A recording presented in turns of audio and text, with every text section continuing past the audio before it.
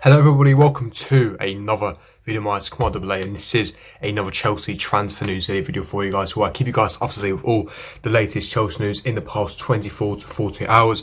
New updates in regards to Achraf Hakimi and Erling Haaland. I pronounced that correctly, by the way, Achraf Hakimi. I know a lot of people commented yesterday, I know a lot of people pulled up on me about it.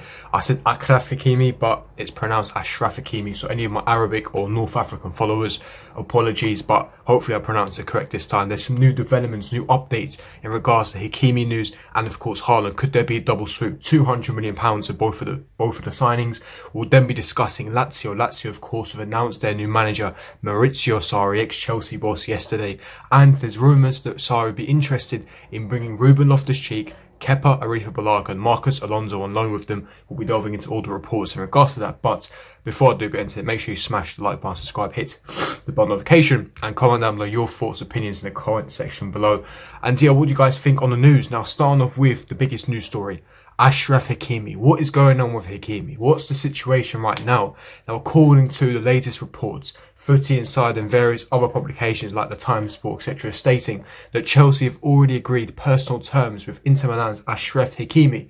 They have done extensive background checks and are convinced that he is the ideal fit for Thomas Tuchel's side. Now, I went into a bit of detail yesterday in terms of Achraf Hakimi. I gave my thoughts, opinions on the potential signing, and let me just reiterate a little bit for those of you that haven't watched the video, but also delve into a bit more detail on the situation. I've already mentioned the fact that Hakimi is versatile. Now, a lot of people assume that if we are going to sign Hakimi, or that we're even looking at Hakimi, does this mean that the three at the back is here to stay? Now, one could argue that that is the case. One could propose that offer and say, yes, the three at the back is here to stay, it's set in stone. However, I kindly disagree. I believe that the three at the back is not going to be lifted forever. I think the Tuchel will be rotating. I think that those reports that you saw in articles you read earlier, a few weeks ago, a few months ago, from Matt Law, who's a connected, reliable journalist to Chelsea, stated that Thomas Tuchel wants to shift and transition into a four at the back, a 4-2-4 or a 4-3-3. And he's going to be implementing those tactics in pre-season this summer after the Euros. And that's what we all assume. Now, Hakimi is a world-class wing-back. We know his qualities, we know his attributes and characteristics, we know what he offers. He's an absolute speed demon and he's a superstar, especially in that position. I believe that he's the best wing-back in European football. You can't name me a better wing-back in terms of quality and talent. The guy is 22 and he's already world-class. So for me, he's absolutely superb. Now, again, in that case, if he was a wing-back, that means surely the three at the back is here to stay. I disagree. As I said, the three at the back is a very useful system. We've seen it thrive in the Champions League. I mean, ultimately, we've become European champions because of the system and Thomas Tuchel and the quality it plays. But it was the three at the back system that allowed us to transform and thrive in that, with the players and characteristics that we have to become European champions. It gave us that platform to elevate. Now, the amazing part with Hakimi is not only can he play right wing-back, he can also play on the left-hand side. And he offers that versatility. Now, for me, if we sign Hakimi, what does this tell me? Personally, it tells me that we're going to be shifting both Emerson and Alonso. Because, of course, Chilwell, he can play left wing-back. We've seen him do it. He's been a starting left wing-back player. And also, he's a well-known natural left-back as well. Hakimi can also play right back and also can play left back. Now, I don't know if you guys seen some compilations or some YouTube highlights of Hakimi, or you watch Hakimi on the regular, but he's got a banging left foot, man. Like, I've seen some screamers from this guy. He's cutting on the inside of his infield runs and he's drilled it far post with his left foot. He's got a lethal left foot, so it tells me that he definitely has a competent ability to play on the left-hand side, whether that's left back, left wing back. He's very versatile. That's the point I'm making there. He can play left back, right wing back, left wing back, and it's perfect because if you're sending Emerson Alonso, you've got Hakimi for cover for Chilwell on that side and for some rotation, and then for the right-hand side, it's got that starting right wing back spot. And of course, you've got Reece James, you can slot in at right centre-back at RCB. And on top of that, he can play right mid, he can play right wing, he can act as a rotational winger against the potential weaker sides as well, against the relegation teams in competitions. And of course, he's there for quality and depth, which is what you need. If you want to become a world-class team, if you want to compete on all four fronts, whether that's the Champions League, Premier League, FA Cup, Carabao Cup, you need a world-class squad where you can rely on not just 11 to 14 players.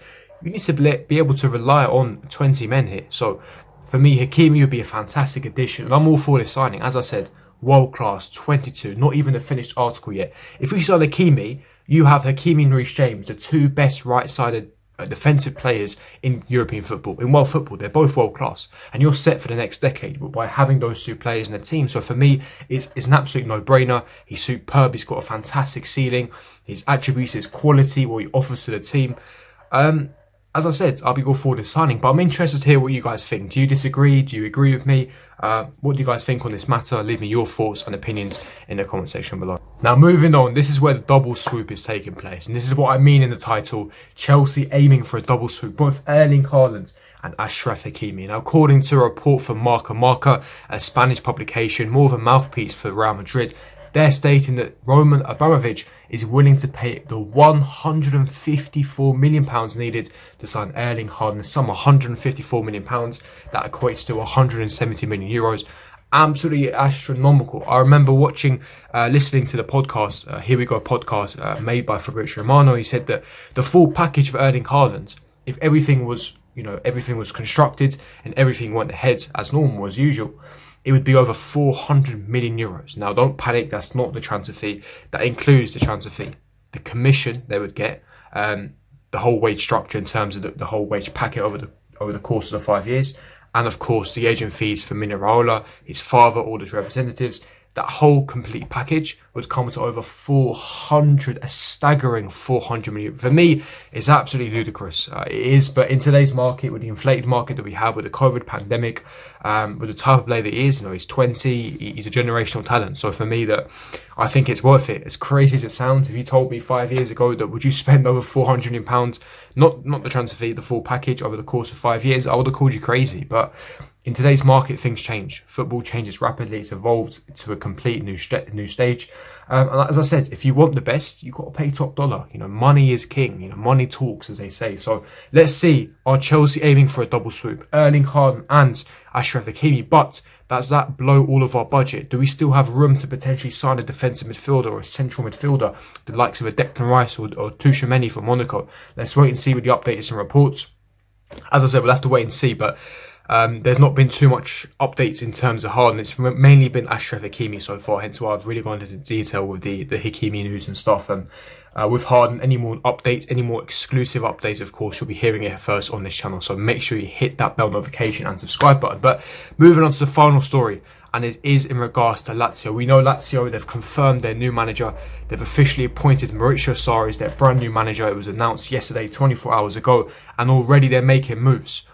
For this specific reason, as I keep stressing, for me, Sarri, the Chelsea legend, if he gets these deals done, he won us Europa League, he got us third place, he built that foundation for attacking football and allowed Lampard to thrive in the first season, and of course Tuchel has helped a lot, and a lot of these players that we have at Chelsea, they were under Sarri, they learnt a lot from him. So tactically, he's a fantastic manager. I'm a massive Sarri fan. I think that he's absolutely phenomenal. I love his style of football, and now that he's the brand new Lazio manager, according to reports in Italy, Gazzetta dello Sport and all the other publications in Italy, they're stating that Kepa Arrizabalaga joins Ruben Loftus-Cheek and Marcos Alonso in being wanted by Maurizio Sarri at Lazio. Now, all of these are going to be loans, especially with Kepa.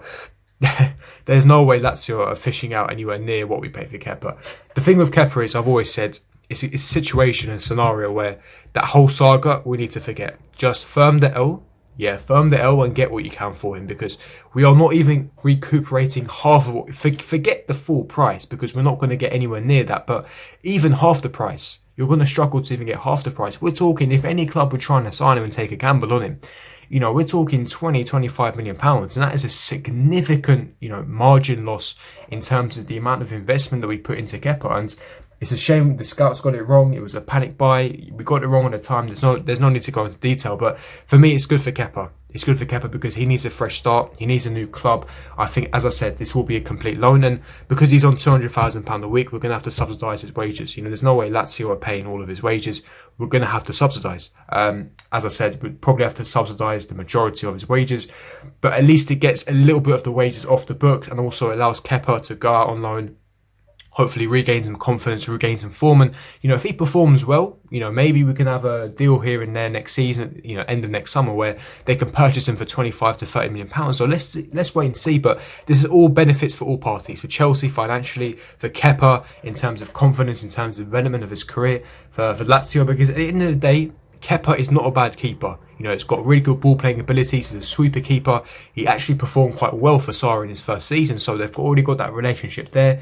So I think for all parties, this benefits everyone. In terms of Alonso, again, Alonso surplus requirements, especially if we sign Hakimi, who's probably going to be covered for Chilwell on the left-hand side, but also be starting on the right-hand side. So again, Emerson, Alonso, both going to be surplus requirements. I expect Alonso to go. Again, ex-relationship with Mauricio Sarri. And Ruben had his best ever spell, his best ever season with Mauricio Sarri. Tactically, what he learned, his positioning, the quality, the output in terms of GA, goals and assists. And again, you know, he had that horrific injury at the end of Sarri's tenure.